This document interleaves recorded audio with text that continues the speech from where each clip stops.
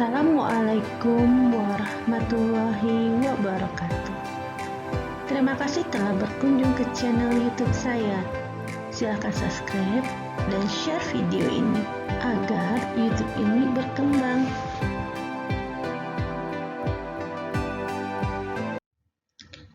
Pada kali ini saya akan membuat video tentang menentukan debit dan kredit akun.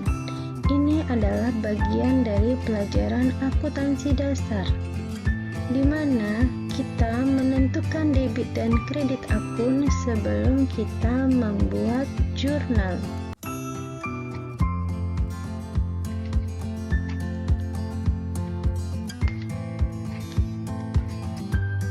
Berikut ini akan dibuatkan tabel, ada nama akun, saldo normal, penambahan, dan pengurangan. Setelah kita mengetahui persamaan dasar akuntansi yang sudah dipelajari di awal tentang persamaan dasar akuntansi, di mana persamaan dasar akuntansi itu adalah harta sama dengan hutang tambah modal. Jadi kalau kita sudah mengetahui persamaan dasar akuntansi ini, maka untuk menentukan debit dan kreditnya itu jauh lebih mudah. Harta itu memiliki saldo normal di debit dan bertambah di debit dan berkurang di sebelah kredit.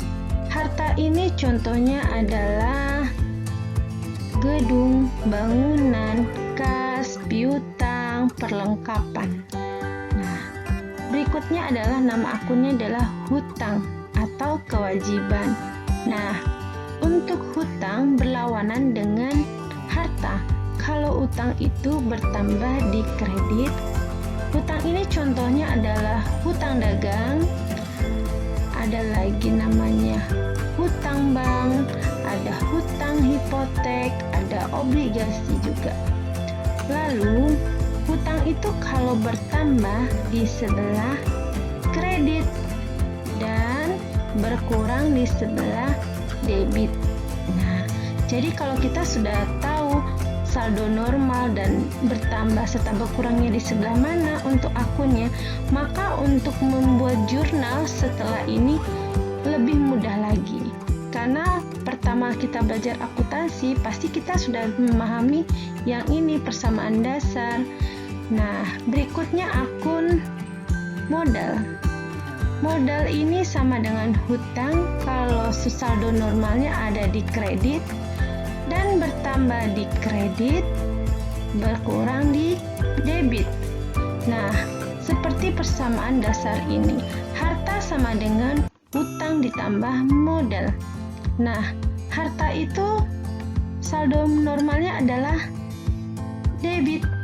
Nah, untuk hutang dan modal seperti ini, nah, saldo normalnya ada di kredit. Jadi, kalau kita lupa saldo normal akunnya di mana, kita ingat saja persamaan dasar akuntansi agar lebih mudah untuk mengingatnya saldo normal serta bertambah dan berkurang.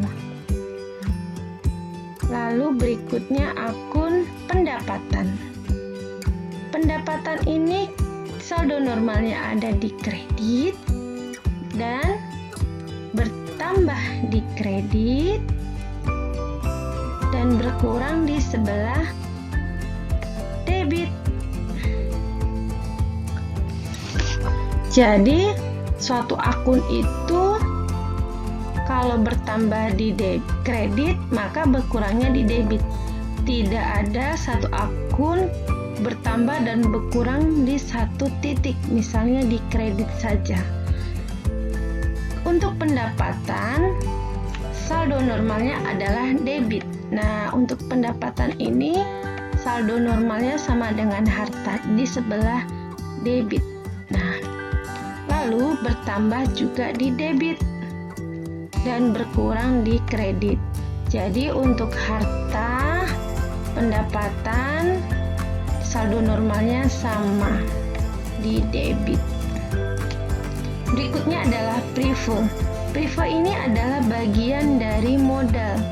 Prive ini adalah pengurang dari modal. Berarti kalau modal bertambah di kredit nih, modal normalnya di kredit, maka prive itu saldo normalnya di debit, bertambah di debit, dan berkurang di kredit. Jadi harta, beban, prive, saldo normalnya sama di debit.